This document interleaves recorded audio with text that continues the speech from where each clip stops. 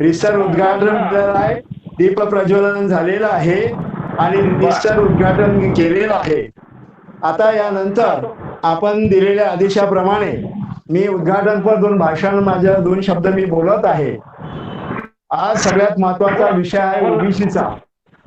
आजच्या कार्यक्रमाचे आमचे अध्यक्ष, अखिल भारतीय माळी महासंघाचे संस्थापक आणि सर्व विश्वस्त, हा कार्यक्रमाचे संचालन करणारे आमचे म्हात्रे सर, प्राध्यापक डॉक्टर देवळा सर, ह्या सर्वांचं मी पहिल्यांदा अभिवादन करतो आणि मला प्रोत्साहित केलं.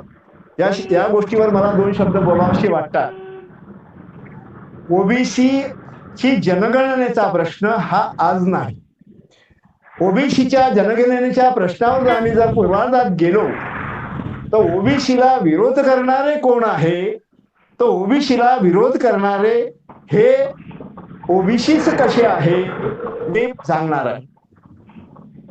आपल्या बाबासाहेब आंबेडकरांना महत्प्रयासांनी त्यांची दरवाजे आणि खिडक्या संसदेकरता बंद केलेल्या होत्या आणि त्यावेळेला महत्प्रयासांनी जेव्हा ते या संविधान याच्यावर आले, ड्राफ्टिंग कमिटीचे अध्यक्ष बनले, त्यावेळेला हा विषय असा चालत असताना, आवाज कटत आहे, त्यावेळेला ओबीसी असलेले कोण, तर वल्लभभाई पटेल ओबीसी होते. ज्या वेळेला संविधानाची चर्चा चालू असताना त्यावेळेला बाबासाहेब आंबेडकरांना वल्लभभाई पटेलने प्रश्न केला का आंबेडकर ओबीसी कोण होते, हा जसा प्रश्न त्यांनी केला, बाबासाहेब प्रकांड पंडितांच्या मनामध्ये पाल चुकचुकली का हे काँग्रेसवाले काहीतरी बदमाशा करणार, आणि म्हणून बाबासाहेब आंबेडकरांनी त्यामध्ये जे प्रावधान केलेलं आहे, जनगणनेचं प्रावधान केलेलं आहे आणि ती कलम 340 मध्ये नोंद आहे. आता दुसरा प्रश्न असा आहे का जेव्हा त्याची नोंद झाली आणि जनगणनेचा प्रश्न आला, त्यावेळेला पहिल्यांदा कालेलकर आयोग नियुक्त करण्यात आलेला होता. कालेलकर आयोगाचा जेव्हा अहवाल आला, 1952 ची घटना नियुक्तीचा, त्यानंतरचा आयोग आल्याच्या नंतर जेव्हा हा सादर केला रात्रीला, राजेंद्र प्रसाद तेव्हाचे आमचे राष्ट्रपती असताना त्यांना सादर केला, तेव्हाचे आमचे राजेंद्र प्रसाद मनुस्मृतीचे शुद्ध असलेले कायस्थ यांनी पहिल्यांदा नेहरूंना फोन केला.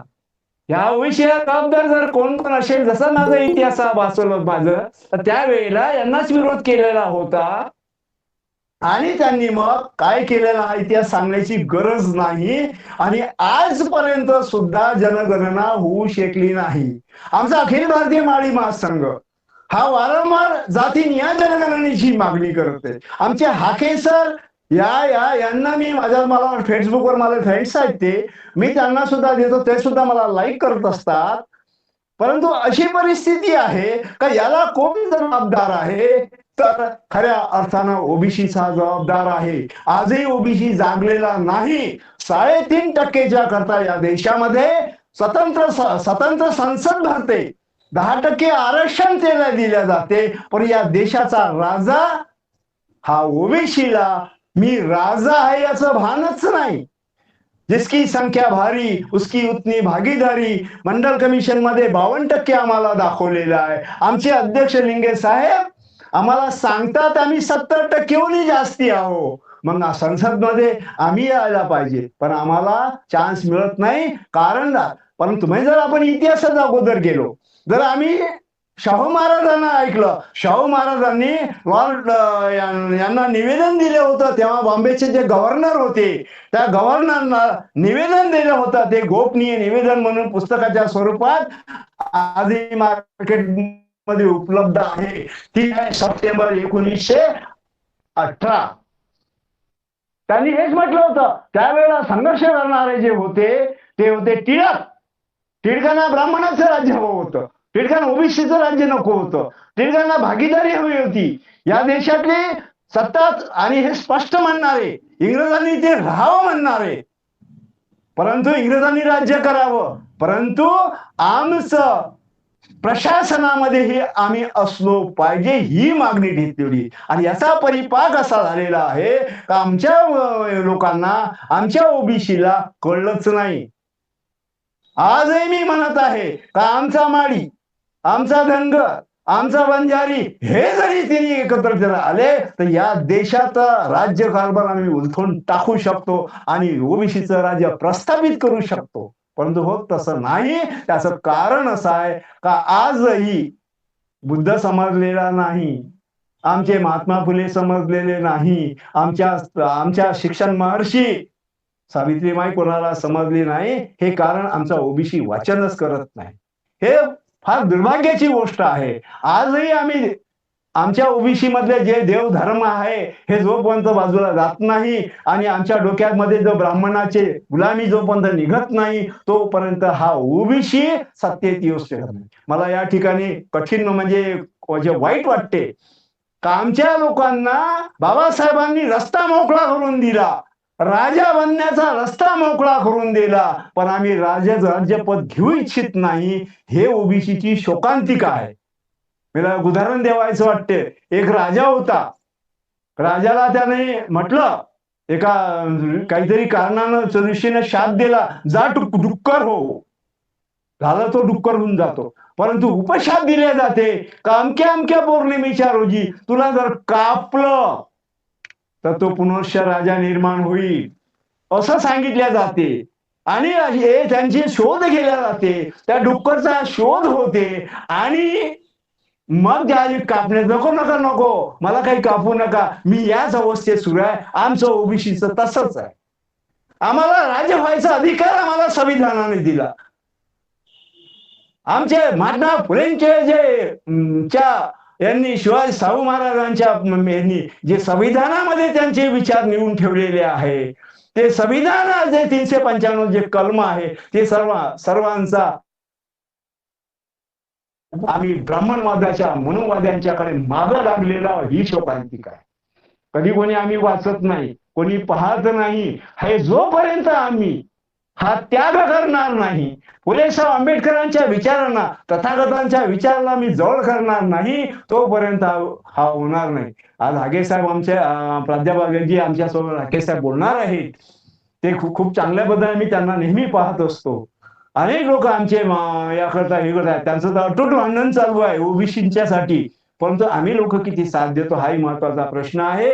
त्यात आमचा माळी महासंघ त्यांच्या सोबतीलाच आहे आणि त्यांच्या बरोबर राहणारही आहे. ओबीसीच्या हक्कासाठी आमचे रंगे साहेब तर नेहमी सतत त्याचा विचार आमच्या समोर मांडत असतात.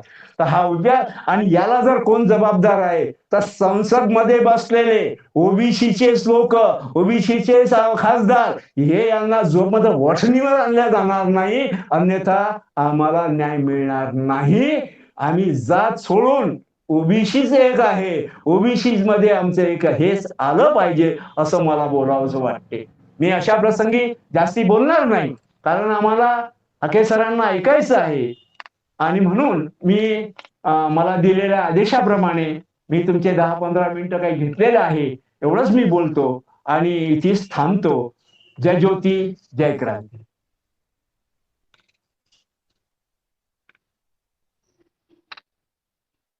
सर बोला. सर म्हात्रे सर बोला.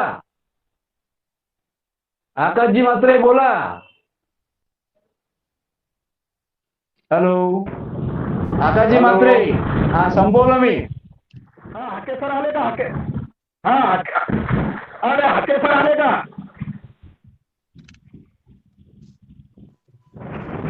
हॅलो हाके सर दिसत नाही का? हाके सरांना नाही थांबा होते सर. तुम्ही थोडंसं कंटिन्यू करा, मी एकदा त्यांच्यासोबत संपर्क करतो. अच्छा काही हरकत नाही.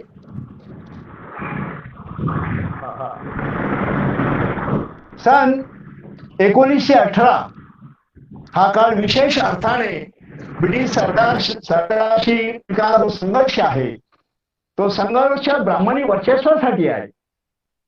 टिळकांचे होम रूलचे अर्थात स्वराज्याचे आंदोलन सुरू होते. ते आंदोलन निवळ ब्राह्मणी वर्चस्वासाठी होते हे पहिले आम्हाला समजून घ्यावं लागेल. आणि 1857 बळजबरी भारत आमच्या टिळकांनी म्हटलेलं आहे, आमच्या महात्म्यांनी म्हटलेलं आहे. हे काही स्वराज्याचं आंदोलन नाही, तर हे भटा ब्राह्मणाचं आंदोलन आहे. हे भटा ब्राह्मणाची लढाई 1800 त्यांनी म्हटलेलं आहे. आपण महात्मा फुलेंना अवश्य वाचलं पाहिजे. हे भटा ब्राह्मणाची लढाई आहे. 1857च्या युद्धाला उद्देशून आमचे महात्मा फुलेंनी जे सांगितलं ते आम्हाला समजून घ्यावं. 1857च्या युद्धाला त्यांनी काय म्हटलेलं आहे. तर हा टिळकांचा जो भाग आहे, हे टिळक कट्टर ब्राह्मण्यवादी होते. ज्या टिळकांनी घेतली त्यांना सुद्धा मरणांतर या पुण्यातली घाण गेली असे म्हणणारे जर कोण असेल तर ते टिळकच होते. हे ब्राह्मण त्यांच्या वर्चस्वासाठी काही करतात आणि आमचा ओबीसी समाज, मग तो माळी असेल, तेली असेल, कोळी असेल, वंजारी असेल, कोणत्याही समाजाचा असो, हे याच पद्धतीने राहतात. हाके साहेब जॉईन झालेले आहे, त्यांना आम्हाला ऐकायचं आहे. जे वक्ते आहेत ते वक्ते आता आपलं पुढील भाषण करतील असं मी त्यांना माननीय प्राध्यापक लक्ष्मणरावजी हाके सर यांना मी विनंती करतो. हाके सर. सर्वांना माझा प्रथमतः जय ज्योती, जय क्रांती, जय संविधान, जय भारत. आणि या कार्यक्रमासाठी उपस्थित असणारे आपल्या राष्ट्रीय सत्यशोधक ओबीसी फेडरेशन आणि अखिल भारतीय माळी महासंघ आयोजित जनजागृती अभियानांतर्गत आपण जो हा कार्यक्रम घेतलेला आहे आणि या कार्यक्रमासाठी उपस्थित असणाऱ्या सर्व मान्यवर लोकांचं हार्दिक असं स्वागत करतो. आणि प्रथमतः तुम्ही सर्व लोकांनी मला या कार्यक्रमासाठी प्रमुख वक्ते म्हणून बोलवलं, त्याबद्दल मी एक छोटासा कार्यकर्ता म्हणून तुमच्या समोर सर्व मान्यवर लोकांसमोर मी माझं मनोगत व्यक्त करीत आहे.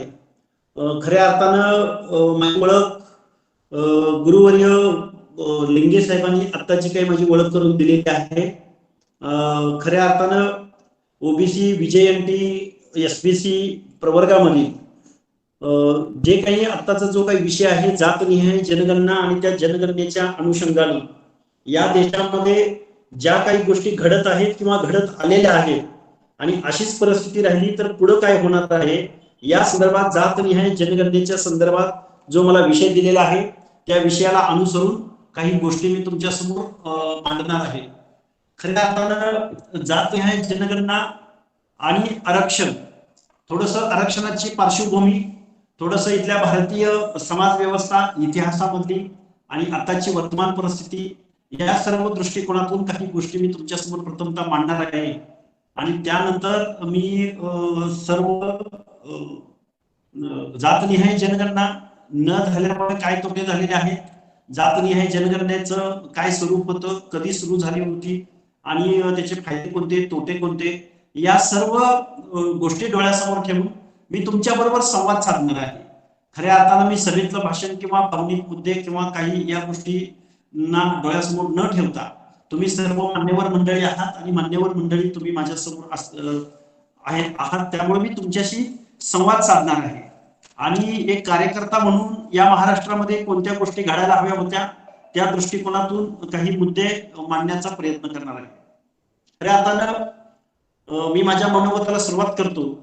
मनोगताला सुरुवात केल्यानंतर जातनिहाय जनगणना होणं किती आवश्यक आहे आणि जातनिहाय जनगणनेचं काय स्वरूप होतं किंवा या सर्व दृष्टिकोनातून मी तुमच्या समोर मी माझं मनोगत व्यक्त करीत आहे. खऱ्या अर्थानं या देशाला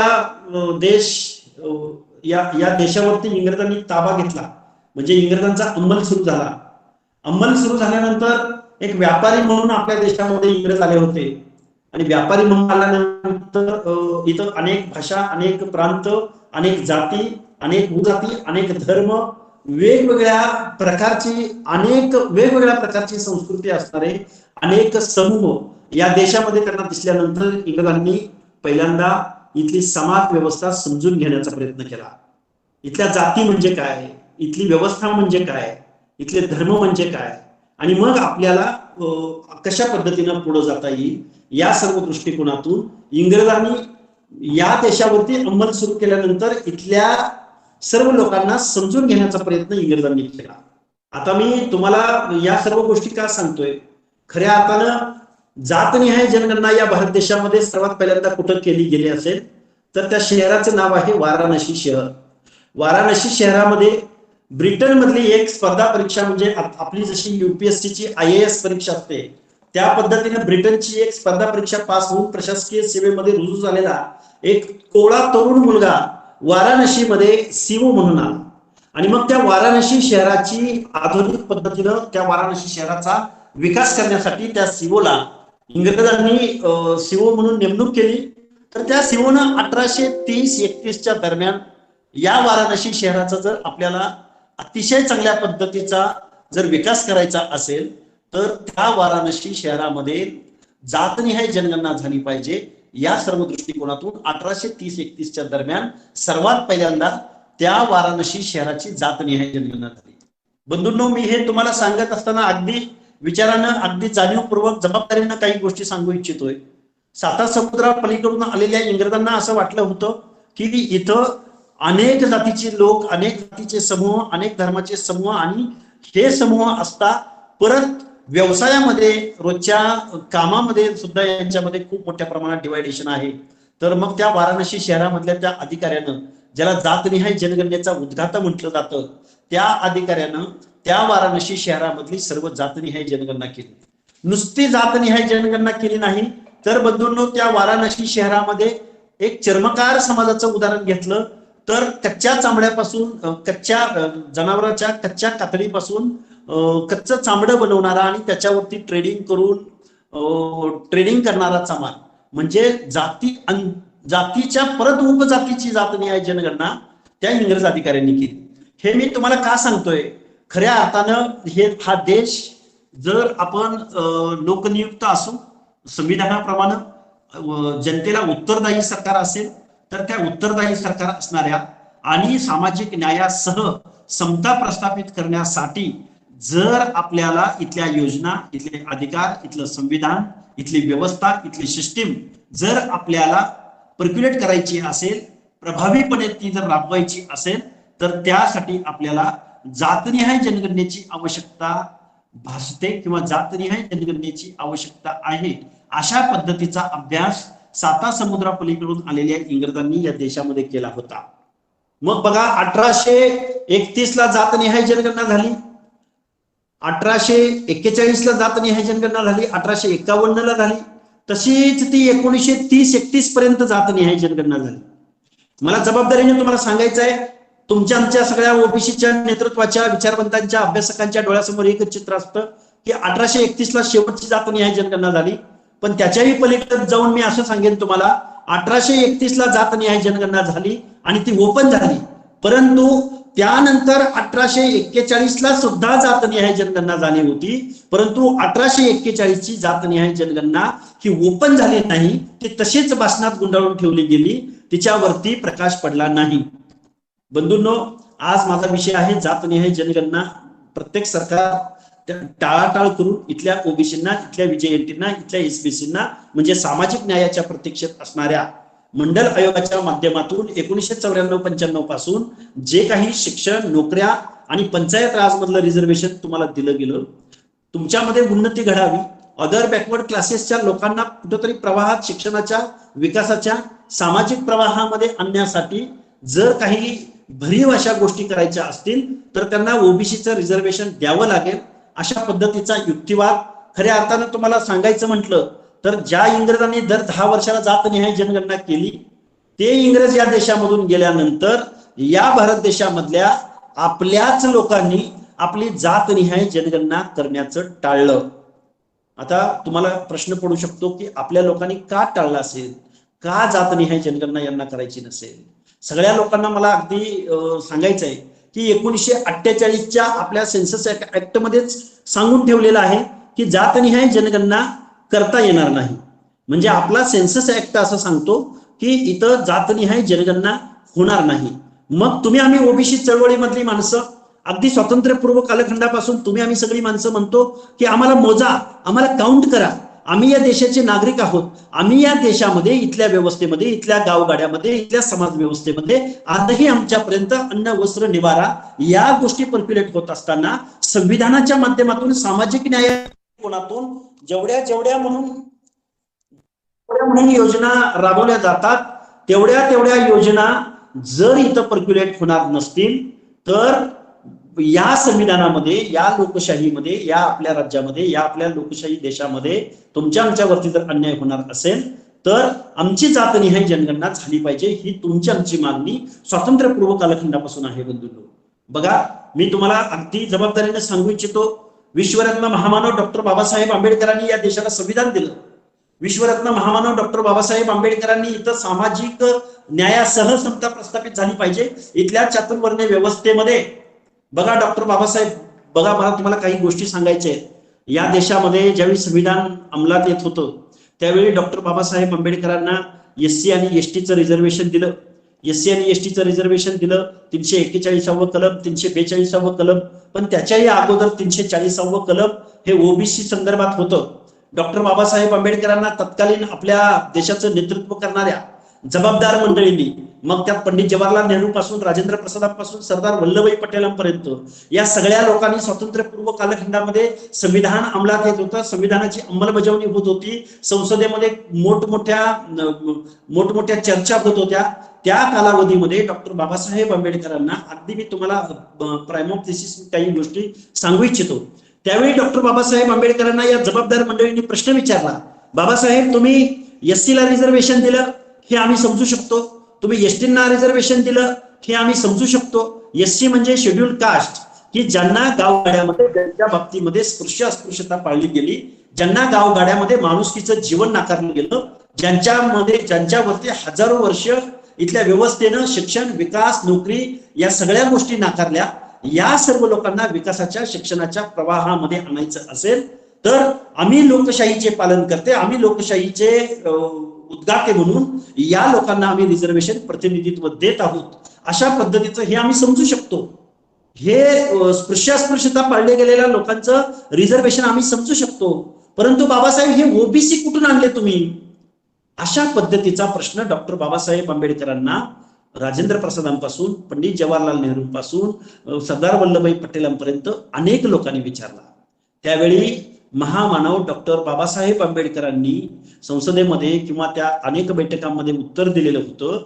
गावगाड्यामध्ये, मी जसेच्या तसे शब्द प्रयोग करतोय, काही लोकांनी शब्दशः, काही लोकांना वस्तुनिष्ठ दृष्टिकोनातून मी तुम्हाला सांगू इच्छितो की त्यावेळी डॉक्टर बाबासाहेब आंबेडकरांनी सांगितलेलं होतं, गावच्या गावगाड्यामध्ये म्हारवड आहे, गावच्या गावगाड्यामध्ये मांगवड आहे, गावच्या वेशीला नायकाची वस्ती आहे, गावामध्ये 12 बलुतेदार राहतो, रोज सेवा देणाऱ्या इथल्या सरंजामदार, इथला पाटील, इथला वतनदार, इथला देशमुख, इथला गावगाड्याचा कुणबी करणारा मेन कुणबी, या सगळ्या या वतनदाराला, या कुणबिकाला, या गावगाड्यातल्या सरदार, वतनदार, पाटील या माणसाला केंद्रबिंदू ठेवून या सगळ्या 12 बलुतेदारांनी, 18 अलुतेदारांनी त्यांची सेवा केली, इथला गावगाडा सजवला, इथली समाज व्यवस्था सुधारली आणि इथलं खेडं हे स्वयंपूर्ण बनवलं.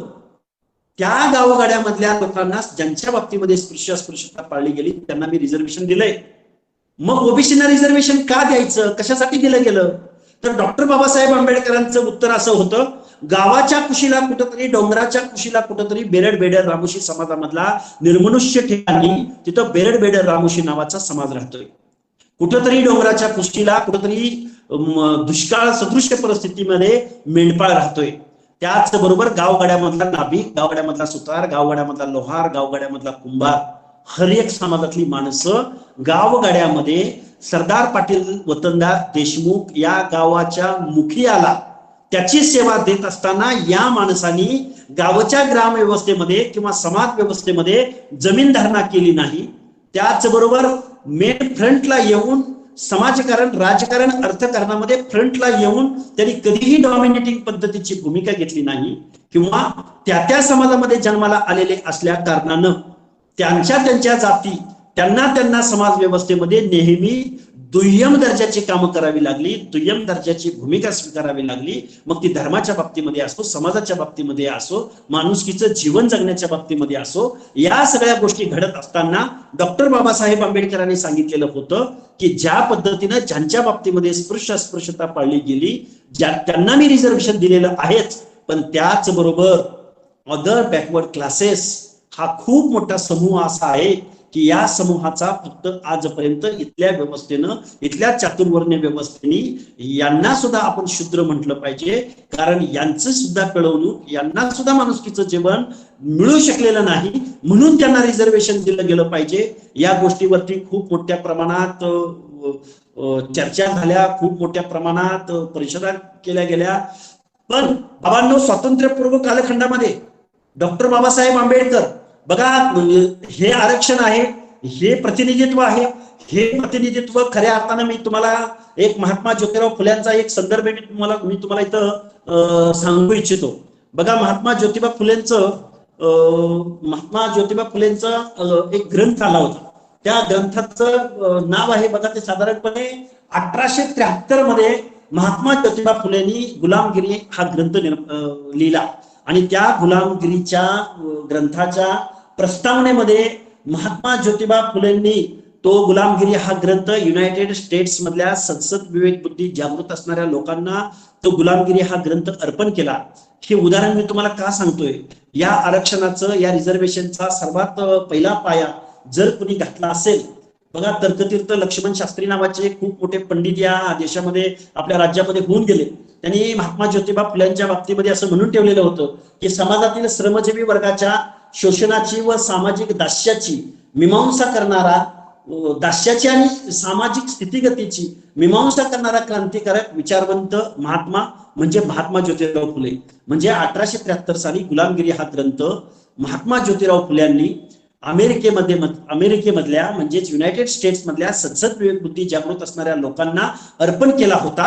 ते अर्पण करण्यामागची भूमिका महात्मा ज्योतिराव फुल्यांनी 1873 मध्ये भारत देशामधल्या कर्त्या समाजसुधारकांना, भारत देशामधल्या आघाडीच्या समाजसुधारक, राज्यकर्ते, इथल्या सगळ्या लोकांना त्यांनी अशा पद्धतीची विनंती केलेली होती की अमेरिकेमधल्या संसद विवेक बुद्धी जागृत असणाऱ्या गोऱ्या लोकांनी तिथल्या काळ्या लोकांना म्हणजे श्वेतवर्णीयांनी, कृष्णवर्णीयांना हजारो वर्षे त्यांना माणुसकीचं जीवन मिळालं नाही, त्यांना गुलामाची वागणूक दिली गेली. आणि मग त्यांना विकासाच्या प्रक्रियेमध्ये समोर आणायचं असेल, त्यांना शिक्षणाच्या प्रक्रियेमध्ये समोर आणायचं असेल, त्यांना माणुसकीचं जीवन प्राप्त करून द्यायचं असेल, तर युनायटेड स्टेट्स मधल्या श्वेतवर्णीयांनी तिथल्या निग्रो लोकांना रिझर्वेशन दिलं गेलं.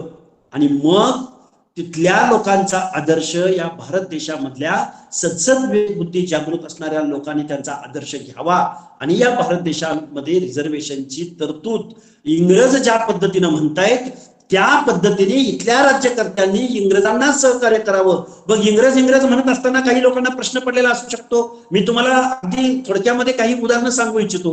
बंधूंनो, सायमन कमिशन असेल, साऊथबर्न कमिटी असेल, गोलमेज परिषदा असतील, या वेगवेगळ्या परिषदांमध्ये इंग्रज हा देश सोडून जाणार होते. इथं कायद्याचं राज्य येणार होतं, इथं लोकशाही इथं बहाल होणार होती. कारण जागतिक पातळीवरती अनेक देशामध्ये जिथं जिथं इंग्रज गेलेले होते तिथं तिथल्या लोकांना इंग्रजांनी ज्या पद्धतीनं तुम्ही आम्ही सगळे म्हणतो की तुमची आमची पिळवणूक इंग्रजांनी खूप मोठ्या प्रमाणात केली, पण पिळवणूक करत असताना बाबांनो मी काही जबाबदारीनं काही गोष्टी तुमच्या समोर मांडू इच्छितो की ज्या इंग्रजांनी तुमची आमची पिळवणूक केली, जे इंग्रज तुमचे आमचे शत्रू म्हणून तुमच्या आमच्या इतिहासामध्ये लिहिलं गेलं, तुमच्या आमच्या लोकांनी तुम्हाला आम्हाला तुमचं आमचं नागरीकरण होत असताना, शिक्षण घेत असताना, अगदी शिक्षणाच्या प्री प्रायमरी एज्युकेशन पासून ते आताच्या म्हणजे हायर एज्युकेशन पर्यंत तुम्हाला आम्हाला इंग्रजांची प्रतिमा आपले विरोधक म्हणून रंगवली गेली. निश्चित पिळवणूक झाली असेल, त्यांनी आपल्यावरती राज्य केलं असेल, निश्चित केलं असेल, पण 7 समुद्रापलीकडून आलेल्या इंग्रजांनी तुमची इंच जमीन मोजली.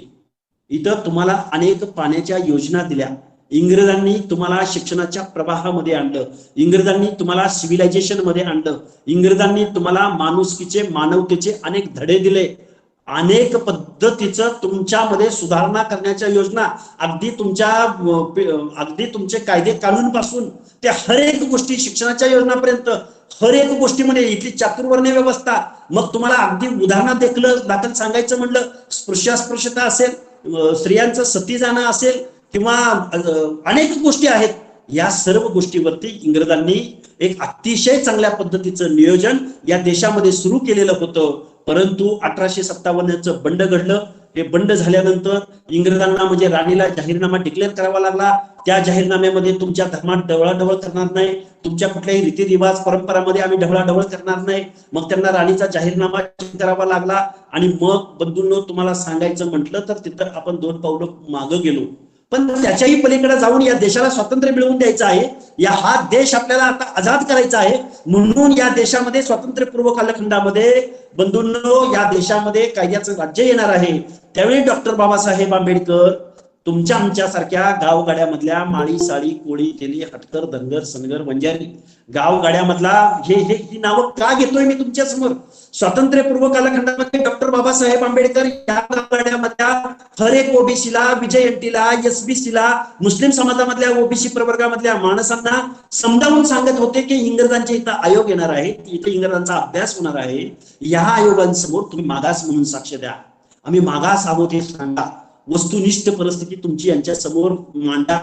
त्यावेळी या गावगाड्यामधला धनगर असेल, माळी असेल, वंजारी असेल, लिंगायत असेल, आगरी, कोळी, भंडारी, तेली, लेवा, कुणबी, गावगाड्यामधला सुतार, लोहार, कुंभार, सोनार, नाभिक, जोशी, परीट, गावगाड्यामधले आकृतीदार, तेली, तांबोळी, साळी, संगर, शिंपी, माळी, ढवऱ्या, भाट, ठाकर, गोंधळी, मुलाना, वाजंत्री, गडशी, गोसावी, कलावंत, तराळ, कोरवा, कोरबा, भोई, आमचे भटक्या विमुक्तामधली माणसं, बंजारा, मेंढपाळ, हस्तारती, भिल्ल, बेरड, बेडर, रामोशी, अहो या सगळ्या 18 पगड जातीच्या शेकडो जातींनी महामानव डॉक्टर बाबासाहेब आंबेडकर आणि इंग्रजांचे अनेक आयोग, या आयोगांसमोर कुठंतरी प्रत्यक्ष अप्रत्यक्षरित्या स्वतःला मागास म्हणून घ्यायला नकार दिला.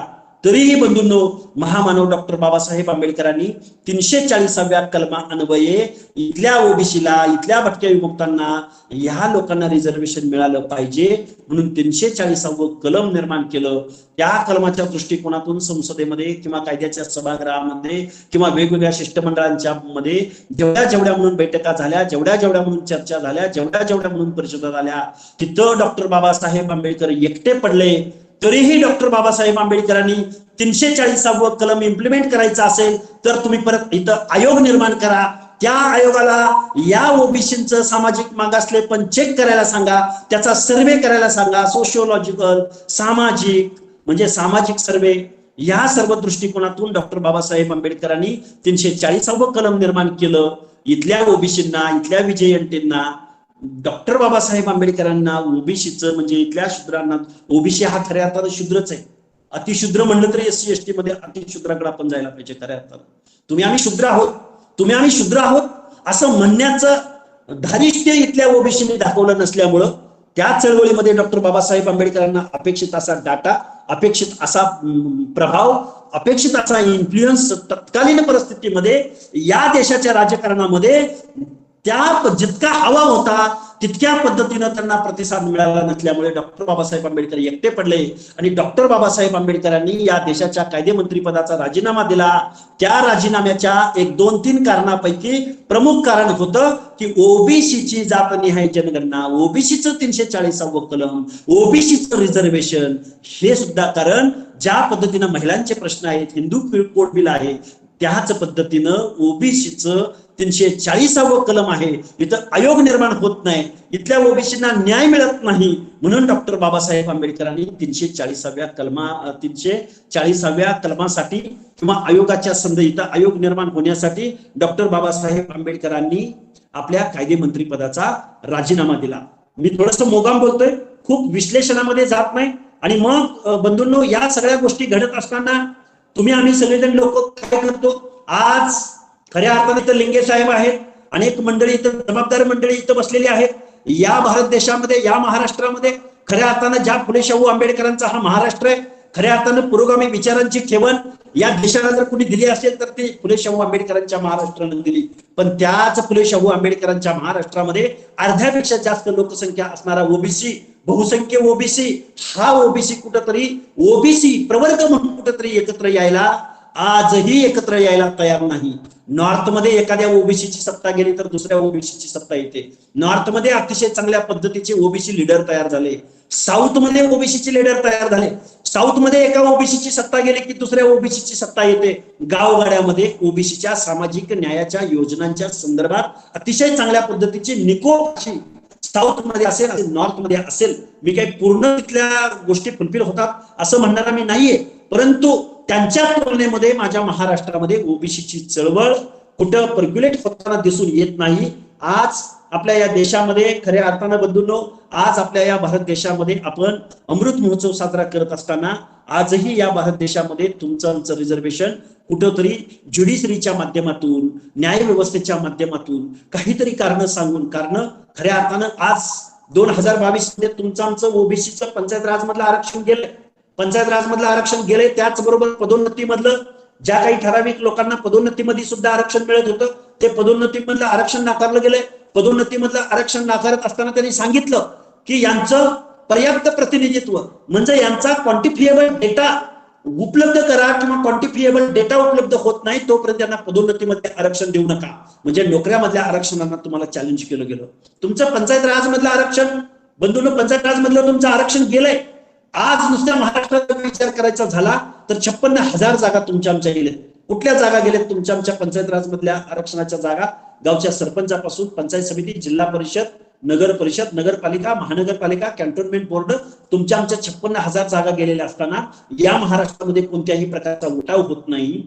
कुठलाही सरपंच परिषद पुढे येत नाही, कुठलीही जिल्हा परिषद परिषद पुढे येत नाही, कुठेही नगरसेवकांची परिषद पुढे येत नाही, कुठलीही चळवळ इथं या आंदोलनामध्ये उतरताना दिसून येत नाही. त्याचं कारण असं आहे, वेगवेगळ्या पक्षाच्या अजेंड्यावरती, वेगवेगळ्या पक्षाच्या धोरणावरती तुमच्या आमच्यामधली लोक रिझर्वेशनच्या माध्यमातून एक एरा ऑफ द स्टोजेस म्हणजे काय थोडक्यात काशीरामांच्या भाषेत सांगायचं म्हणलं तर ही माणसं रिझर्वेशनच्या माध्यमातून वेगवेगळ्या पदावरती गेली.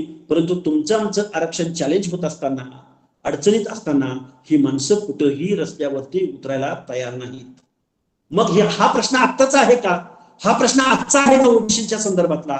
हा प्रश्न 2022चा आहे असं म्हणणारा मी कार्यकर्ता नाही. हा प्रश्न स्वातंत्र्यपूर्व कालखंडापासूनचा आहे.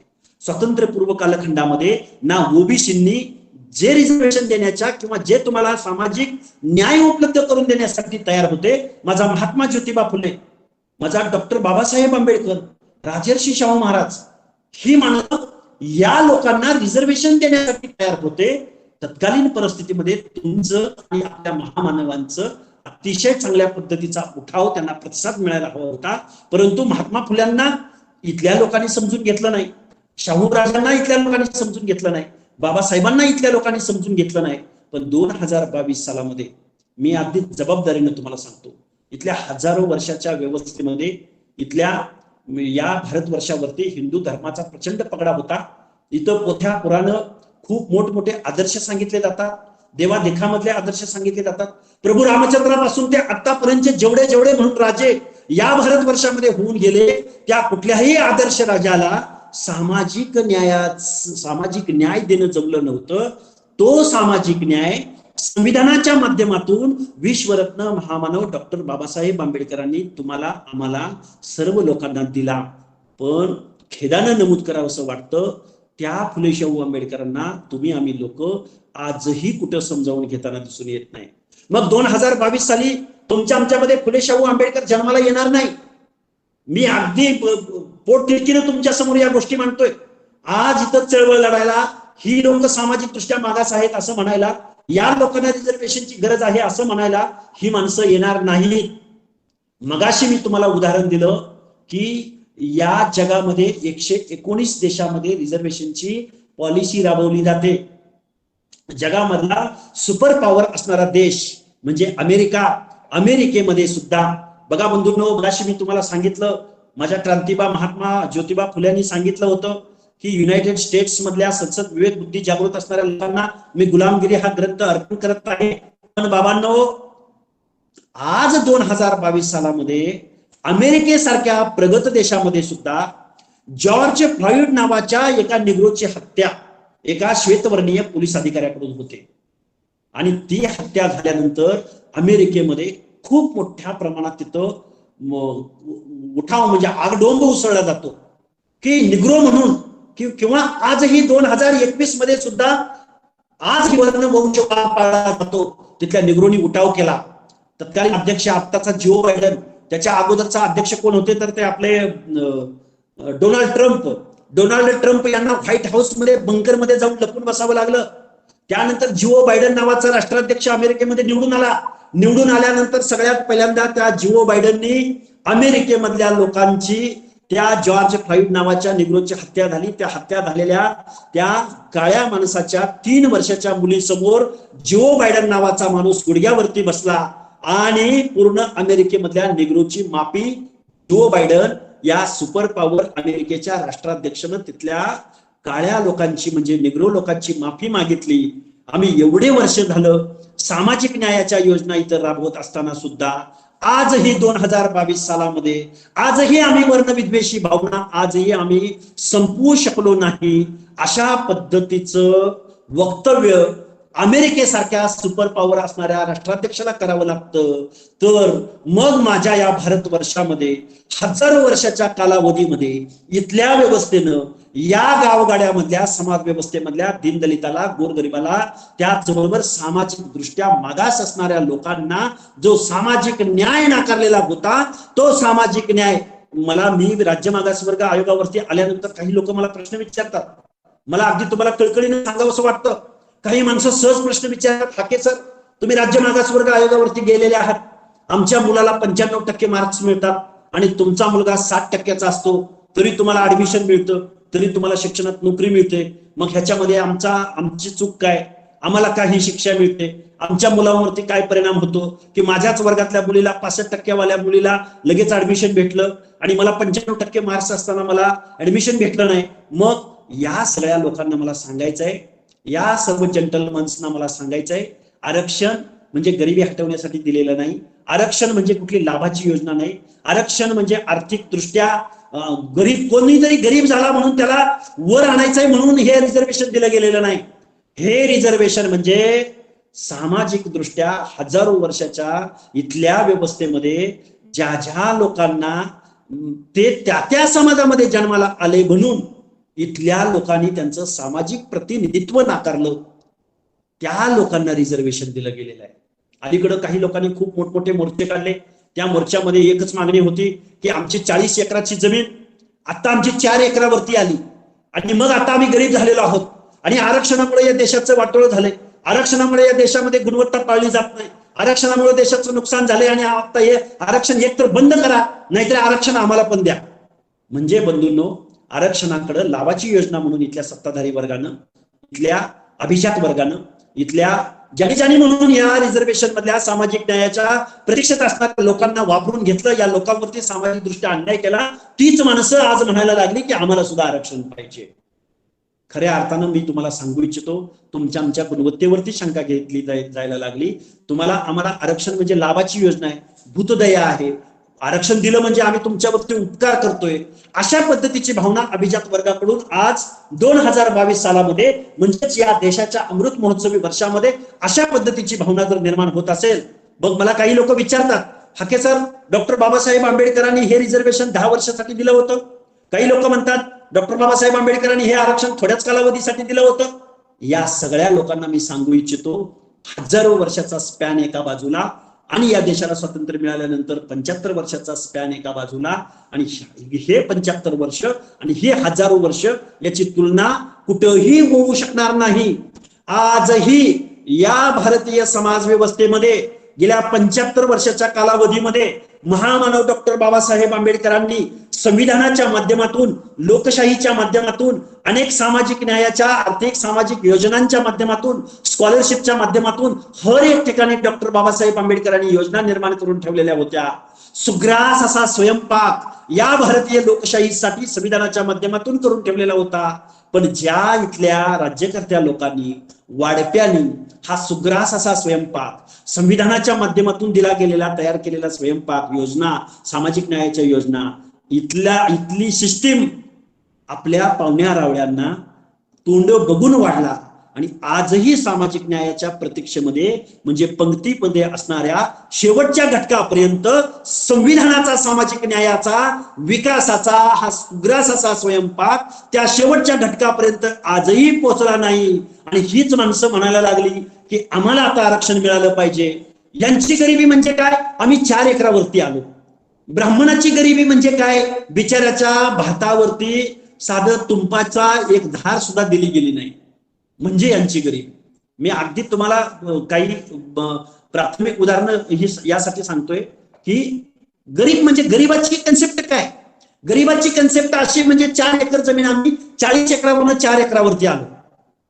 पण इथल्या समाज व्यवस्थेमध्ये आजही अन्न, वस्त्र, निवारा या गोष्टीच्या पर्यंत सुद्धा न पोचलेला माझा विजयंती मधला अ प्रवर्गामधला माणूस, विजयंती मधला ब प्रवर्गामधला माणूस.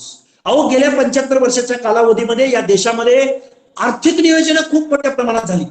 मला हर एक माणूस विचारतो, हाके सर एवढे मोठे ब्रिज झाले, हाके सर एवढे मोठे मेट्रोची योजना आली, एवढ्या मोठमोठ्या इमारती उभ्या राहिल्या, एवढे वरळी सिलिंग पूर्ण होऊ शकतो, या देशामधले अनेक इंडस्ट्रीयल कॉरिडॉर पूर्ण होतात, रस्ते पूर्ण होतात, हजारो कोटीच्या योजना पूर्ण होतात. जागतिक पातळीवरती IT सेक्टरमध्ये सगळ्यात मोठी मक्तेदारी किंवा सगळ्यात मोठी मॅन पॉवर भारत देशामध्ये आहे. अवकाशामध्ये सगळ्यात जास्त सॅटेलाइट कुणी सोडले असतील? भारत देशाने सोडले असतील. म्हणजे हजारो लाखो करोडो रुपयाच्या योजना या आर्थिक नियोजन म्हणून गेल्या 75 वर्षाच्या कालावधीमध्ये या देशामध्ये जरूर झाल्या. मी काय म्हणतोय, हजारो लाखो कोटीची बजेट्स या देशामध्ये गेल्या 75 वर्षामध्ये झाली. परंतु सामाजिक न्यायाच्या दृष्टिकोनातून दिल्या गेलेल्या योजना या देशामध्ये पर्क्युलेट होताना दिसून येत नाही. या पुणे मुंबई सारख्या सिमेंटच्या रस्त्याच्या लेअरवरती लेअर टाकले जातात.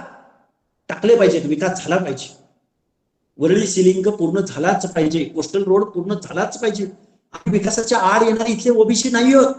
या गावगाड्यामधला फासे पारधी, या गावगाड्यामधला गोंधळी, या गावगाड्यामधला कडक लक्ष्मीवाला, या गावगाड्यामध्ये शेतीवरती उपजीविका करणारा माणूस, या गावगाड्यामध्ये मेंढपाळीचा व्यवसाय करणारा माणूस, जो इथल्या सिव्हिलायझेशन अर्बन एरियापासून कोसोमय दूर आहे, डोंगराच्या कुशीला आहे, ग्रामीण भागामध्ये आहे. आजही फासे पडद्याला गावाच्या गायरानामध्ये 8-15 दिवसाच्या वर राहू दिलं जात नाही. आजही कुठलाही गुन्हा घडला तर या भटक्या विमुक्त जाती जमातीमधल्या पहिल्या अ प्रवर्गामधल्या माणसांना आजही कच्चे कैद्याच्या संख्येमध्ये यांची संख्या जास्त मोठ्या प्रमाणात आहे. मला तुम्हाला सांगायचं एवढंच आहे की आर्थिक नियोजन या देशामध्ये लाखो कोटीची उड्डाणं होऊ शकतात. आमच्या नितीन गडकरींच्या भाषेत बोलायचं म्हणलं, माझ्याकडे एवढे पैसे आहेत, तुम्ही घेऊन जावा, तुम्ही जबाबदार लिंगे सर, तुम्ही जबाबदार माणसं आहात. आपण एकदा या महाराष्ट्रामधली अर्धी लोकसंख्या असणारी माणसं एक डेलिगेशन घेऊन आपण देशाच्या राष्ट्रपतीकडे जाऊ आणि नितीन गडकरी नावाच्या माणसाला एकदा आमच्या बहुजन कल्याण काय आपलं जे खातं आहे, समाज कल्याण वगैरे काय XYZ, हे खात्याचा मंत्री त्यांना करायला सांगू. कारण बाबांनो, तिकडे लाखो कोटी रुपये तुम्ही खर्च करताय, परंतु आमची जातनिहाय जनगणना तुम्ही करत नाही. आमच्या किती या महाराष्ट्रामध्ये फासे पारद्याची घरं नक्की किती आहेत, त्यांची संख्या किती आहे? अहो, तुमच्या एवढ्या लाखो कोटीच्या उड्डाणामध्ये एकच बजेट तुम्ही असं बनवा की संविधानामध्ये जे सामाजिक न्याय सांगितलंय, संविधानामध्ये आश्रमशाळा सांगितले, संविधानामध्ये ओबीसींना जिल्ह्याला वसतिगृह सांगितलंय, संविधानामध्ये या लोकांना प्रतिनिधित्व द्या म्हणून सांगितलंय, संविधानामध्ये आर्थिक विकास महामंडळांना पैसे उपलब्ध झाले पाहिजेत म्हणून सांगितलं. अहो, आमचा मंडळ आयोग आताच इम्प्लिमेंट झाला. मंडळ आयोग पंचायत राजमध्येच तुम्हाला आम्हाला रिझर्वेशन दिलं गेलंय. पंचायत राज म्हणजे काय हो? काय असतं ग्रामपंचायतीत? काय असतं पंचायत जिल्हा परिषद मध्ये? काय असतं? शाळेचे पत्रे बुडाले ते पत्रे घाला, कुठं रस्ता उखडलाय रस्त्याचं डांबरीकरण करा, कुठं काय असतं दिवाबत्ती लावा. अरे, ज्या कायद्याच्या सभागृहामध्ये म्हणजे वेगवेगळ्या घटक राज्याच्या कायद्याच्या सभागृहामध्ये हजारो कोटीचं बजेट सँक्शन होतं, जिथं तुमच्या आमच्या हिताचा कायदा लिहिला जातो. इम्पेरिकल डाटा गोळा करायचा का नाही? जातनिहाय जनगणना करायची का नाही? मग जातनिहाय जनगणना का करायची नाही, जातनिहाय जनगणना का करायची, हे जिथं ठरतं तिथं मात्र तुम्हाला आम्हाला रिझर्वेशन दिलं गेलं नाही. तिथं मात्र आम्ही पोहोचू शकलो नाही. मग तुम्ही आम्ही काय म्हणायचं, मी मायक्रो जातीमधला आहे, मी मायक्रो ओबीसी आहे. मग काही लोकांनी म्हणायचं मी मेजर ओबीसी आहे, काही लोकांनी म्हणायचं VJNT मधल्या या लोकांनीच आरक्षण खूप खाल्लं, काही लोकांनी म्हणायचं त्या लोकांनीच खाल्लं. म्हणजे या महाराष्ट्रामध्ये मगाशीच मी तुम्हाला सांगितलं, या महाराष्ट्रामध्ये झालं काय, जाती जातीच्या संघटना निर्माण झाल्या, जाती जातीचे नेते पुढे आले. 5-10 वर्षाला एक चळवळ उभी राहते, जाती जातीचे मोर्चे निघतात, आरक्षणाच्या माध्यमातून लोकांना गोळा करायला लावलं जातं, मेळावे घ्यायला लावले जातं. आणि त्यांच्या मेळाव्याचा अंत असा होतो की त्यांच्या समाजामधल्या काही एखाद्या माणसाला विधान परिषद दिली जाते, एखाद्या माणसाला जात बघून, त्यांचे पॉकेट्स बघून एखादं मंत्रीपद दिलं जातं. वारंवार ते कनिष्ठ पद्धतीचं पशुसंवर्धन मंत्री धनगर समाजाचाच होणार, अजून कुठला समाज कल्याण मंत्री अमक्याचाच होणार, अमुक खाती नेहमी तुमच्या आमच्या ओबीसी VJNT मधल्या लोकांना दिली गेली. कधीही तुमच्या आमच्या मधल्या माणसाला महसूल खातं दिलं गेलं नाही, कधीही गृह खातं. एखाद दुसरा अपवाद उदाहरण असू शकतं, पण मला तुम्हाला हे का सांगायचंय, मला तुम्हाला हे सगळ्या गोष्टी सांगत असताना मला तुम्हाला जातनिहाय जनगणना झाली पाहिजे या मुद्द्याकडे आणायचंय. जातनिहाय जनगणना यासाठी झाली पाहिजे की इथल्या व्यवस्थेमध्ये आमची संख्या किती, आणि मग गावगाड्यामधल्या वेगवेगळ्या जातीची, कारण जातनिहाय यासाठी झाली पाहिजे. आमचा क्लास जर सिमिलर असता, आम्ही 52-54% लोक ओबीसी प्रवर्गामधले लोक एका व्यवसायाची, एका तोंडावळ्याची, एकच व्यवसाय करणारी अशी जर एका तोंडावळ्याची जर आम्ही 52% लोक असतो तर आम्ही म्हणलं असतं की आमची फक्त प्रवर्गाची मोजणी करा. पण आम्ही जातनिहाय जनगणना यासाठी करा म्हणतो, कारण प्रत्येक जातीचा तोंडावळा वेगळा आहे, प्रत्येक जातीचा व्यवसाय वेगळा आहे, प्रत्येक जातीचं राहणीमान वेगळं आहे, प्रत्येक जातीचं सामाजिक स्टेटस वेगळं आहे. गावगाड्यामध्ये पॉकेट करून राहणारा धनगर गावगाड्यामध्ये हातात कुऱ्हाड घेतो, त्याचं स्टेटस थोडंसं चांगलं असू शकतं. गावगाड्यामधला माळी समाजामधला माणूस थोडस कुठेतरी शेती, कुठेतरी डोंगराच्या कुठल्या तरी उपजाऊ जमिनीचा पाणी गेलं म्हणून तो चांगली शेती करून चांगल्या पद्धतीचं जीवन जगू शकतो. म्हणजे तो सामाजिक दृष्ट्या खूप फॉरवर्ड आहे असं म्हणणारा मी नाही, कारण या व्यवस्थेमध्ये या ओबीसी प्रवर्गामधल्या 18 पगड जातीच्या माणसाचं प्रत्येकाचं स्टेटस वेगळं आहे, प्रत्येकाचं सामाजिक मागासलेपणाचं पॅरामीटर्स वेगळे आहेत. म्हणून आमची जातनिहाय जनगणना झाली पाहिजे, जात आमची मोजली पाहिजे. कारण पारदेची घरं किती आहेत, रामोशीची घरं किती आहेत, गावातल्या कंजारबाटाची घरं किती आहेत, गावातल्या माळ्याची घरं किती आहेत, गावातल्या धनगराची घरं किती आहेत, मग यांची संख्या किती आहे, मग त्या संख्येच्या प्रमाणामध्ये बंजारा समाज असेल त्याच्या योजना पर्क्युलेट झाल्या पाहिजेत. मग शेळी मेंढी महामंडळ, आर्थिक विकास महामंडळ, धनगराच्या योजना पर्क्युलेट झाल्या पाहिजेत.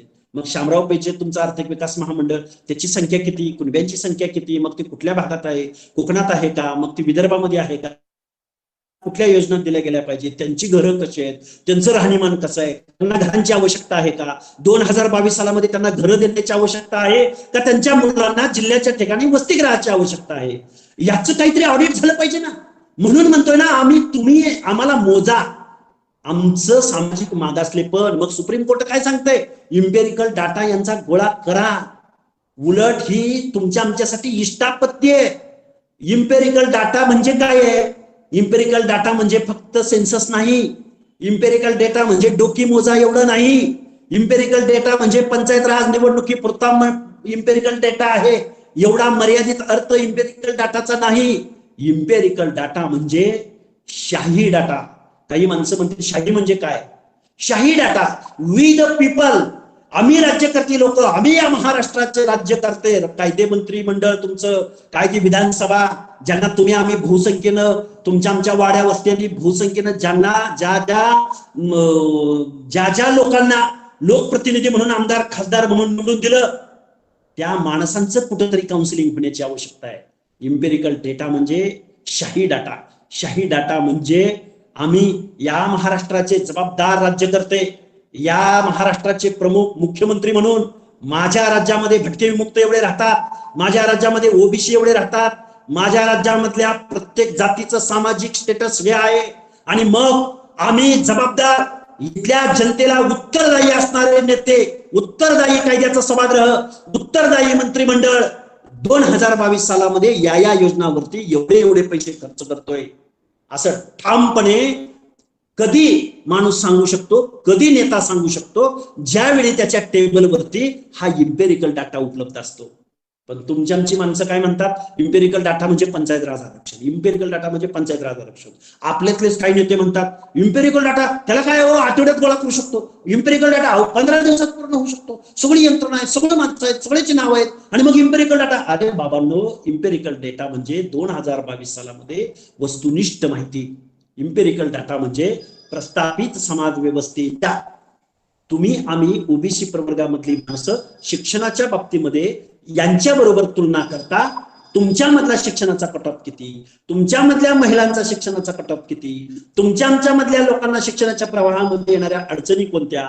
आजही इथल्या व्यवस्थेमध्ये योजना राबत असताना, कायद्याच्या सभागृहामध्ये जात असताना तुम्ही त्या त्या जातीमध्ये जन्माला आला आणि त्या जातीमध्ये जन्माला आला म्हणून तुमचं प्रतिनिधित्व नाकारणं हे सामाजिक मागासलेपण आहे. पण इम्पेरिकल डाटाचा अर्थ ना राज्यकर्त्यांना कळला, ना सत्ताधाऱ्यांना कळला, ना विरोधकांना कळला, आणि त्याच्याही पुढे जाऊन अगदी उद्वेगाने सांगू इच्छितो ना आमच्या ओबीसीच्या सर्व संघटनांना कळला. बाबांनो, इम्पेरिकलचा खूप लिमिटेड अर्थ घेतला. आमच्या ओबीसीच्या संघटनांची स्वातंत्र्यपूर्व कालखंडापासूनची आमची जातनिहाय जनगणनेची मागणी या लोकांनी जर फुलफिल केली असती तर आज इम्पेरिकल डेटा गोळा करायची किंवा सुप्रीम कोर्टाला सांगायची आवश्यकता भासली नसती. मग याचा वाईट परिणाम असा झाला की 2022 सालामध्ये सुप्रीम कोर्टानं यांचा इम्पेरिकल डेटा उपलब्ध नसल्या कारणानं यांचं आरक्षण काढून टाका असा निर्णय द्यावा. बाबांनो, चूक कोण करतंय, इथलं शासन प्रशासन करतंय. आणि शिक्षा मात्र कुणाला होती तर सामाजिक न्यायाच्या प्रतीक्षेमध्ये असणाऱ्या माझ्या ओबीसी मधल्या लोकांना शिक्षा मिळते. इम्पेरिकल डाटा कोण गोळा करत नाही, राज्याचं शासन असेल किंवा केंद्राचं शासन असेल, पण शिक्षा मात्र कुणाला मिळते, जो सामाजिक न्यायाच्या प्रतीक्षेमध्ये उभा आहे, ज्याला आजही पंचायत राज मधलं प्रतिनिधित्व हवं आहे, ज्याला आजही रिझर्वेशनची आवश्यकता हवी आहे, त्या माणसांना शिक्षा मिळते. आणि शिक्षा देणाऱ्यापेक्षा शिक्षा सहन करणारा ओबीसी 100% जबाबदार आहे असं म्हणणारा मी माणूस आहे. कारण तुम्ही आम्ही सगळे लोक, तुम्ही आम्ही जबाबदार माणसं या गावगाड्यामध्ये कुठेही एकत्र येताना दिसून येत नाही. मग जातनिहाय जनगणनेची आवश्यकता काय आहे? जातनिहाय बघा, एससी आणि एसटीची जातनिहाय जनगणना होते, आणि जातनिहाय जनगणना आणि आकडेवारी इथल्या सर्व शासनांसमोर कायद्यानं बंधनकारक असल्यामुळं त्यांना त्यांच्या लोकसंख्येच्या प्रमाणामध्ये योजना राबवाव्या लागतात, त्यांना तेवढा निधी उपलब्ध करून द्यावा लागतो. आणि मग तुमची ओबीसीची 50% म्हणजे अर्ध्यापेक्षा जास्त लोकसंख्या असताना सुद्धा तुमची आमची मोजणी नसल्या कारणानं तुम्हाला आम्हाला बजेट दिलं जात नाही. जबाबदारीनं सांगतोय, एक उदाहरण सांगतो तुम्हाला, सगळी जबाबदार मंडळी इथं उपस्थित आहात. महाराष्ट्राचं कालचं जे बजेट झालं 2-3 महिन्यापूर्वीचं, त्या बजेटमध्ये आता ते लाखो कोटी, मी आकडा सांगणार नाही किती लाखो कोटीचं बजेट होतं ते, पण मी पर्सेंटेज मध्ये मी तुम्हाला सांगतो, या महाराष्ट्रामधल्या अर्ध्यापेक्षा जास्त लोकसंख्या असणाऱ्या ओबीसी VJNTच्या सामाजिक न्यायाच्या योजनासाठी 0.7% बजेट दिलं गेलंय. मी काय म्हणतोय ऐका, 0.7%. लोकसंख्या किती? 50%पेक्षा जास्त. ते 0.7% बजेट कशासाठी आहे तर VJNTच्या आश्रमशाळा, VJNTच्या स्कॉलरशिप, मॅट्रिकोत्तर शिष्यवृत्ती, आमच्या मुलींची मॅट्रिकोत्तर शिष्यवृत्ती, मग त्यामध्ये कुठंतरी वसंतराव नाईक महामंडळ, महात्मा ज्योतिबा फुलेंच्या नावाने चालणारं मंडळ, किंवा आपलं ते शामराव पेजेंच्या नावानं तुटपुंजी, तर तुटपुंजी ती पण प्रत्येक बजेटला होत नाही.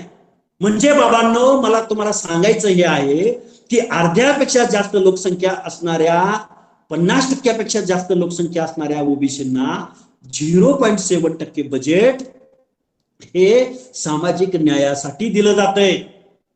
मग SC STचं काय आहे महाराष्ट्रात तर SC STचं कालच्या बजेटमध्ये एसटीला बजेट दिलं गेलं 3% सामाजिक न्यायाच्या योजनासाठी, आणि STला बजेट दिलं गेलं 2%. मग तुम्ही सगळी माणसं म्हणणार मग हे 5% वर जात नाही, 4-5% दिलं जातं, मग बाकीचे 95% कुठं जातात? मी मगापासून तुम्हाला सांगतोय, या भारत देशामध्ये, या महाराष्ट्रामध्ये आर्थिक नियोजन खूप मोठ्या प्रमाणात झाली, पण सामाजिक दृष्ट्या मागासलेल्या लोकांना इथल्या विकासाच्या गंगेमध्ये आणण्यासाठी मात्र 4-5% वरती तरतूद होत नाही. मग तुम्ही आम्ही जी जातनिहाय जनगणनेची मागणी करतो ती यासाठी, ही जर तुमची आमची 50%ची जर जातनिहाय जनगणना जर या लोकांना कळली तर तुम्हाला आम्हाला यांना बजेट द्यावं लागेल, योजना द्याव्या लागतील, योजना रिवाइज कराव्या लागतील, कालबाह्य योजना रद्द कराव्या लागतील, नव्यानं योजना तयार कराव्या लागतील. ज्या माणसाला सामाजिक न्याय मिळत नाही त्या माणसाकडे यांना जावं लागेल. पण हे ऑडिट करायला इथला कुठलाही वर्ग तयार नाही. इथल्या राज्यकर्त्या लोकांना त्यामध्ये इंटरेस्ट नाही. त्यांची अडचण अशी आहे बघा, महाविकास आघाडी सदृश्य फुले शाहू आंबेडकरांचं नाव घेऊन राज्यकर्त्या लोकांना असं वाटतं की या ओबीसींना जर यांची जातींची जर संख्या कळली तर ही माणसं पुढे येतील, ही माणसं बजेट मागतील, ही माणसं योजना मागतील, ही माणसं मग तिकीट मागतील, ही माणसं आम्ही पण आमदार झालं पाहिजे म्हणतील, आम्ही पण खासदार झालं पाहिजे म्हणतील. आणि मग ही जी राजकारणामधली जी मक्तेदारी आहे या मक्तेदारीला कुठेही छेद बसता कामा नये असं फुले शाहू आंबेडकरांचं नाव घेऊन राजकारण करणाऱ्या या महाराष्ट्रातल्या राज्यकर्त्यांविषयी त्यांना ही अडचण आहे. आणि देश पातळीवरती हिंदुत्वाचं राजकारण करणाऱ्या हिंदुत्ववादी इथल्या राज्यकर्त्यांना असं वाटतं की हिंदुत्व या कन्सेप्टला जर जातनिहाय जनगणना झाली तर इथल्या जाती पुढे येतील आणि हिंदुत्व या कन्सेप्टला छेद बसेल आणि मग जाती जातींच्या मागणी वाढतील आणि हिंदुत्व या कन्सेप्टला बाधा पोहोचेल आणि देशामध्ये अराजक माजेल.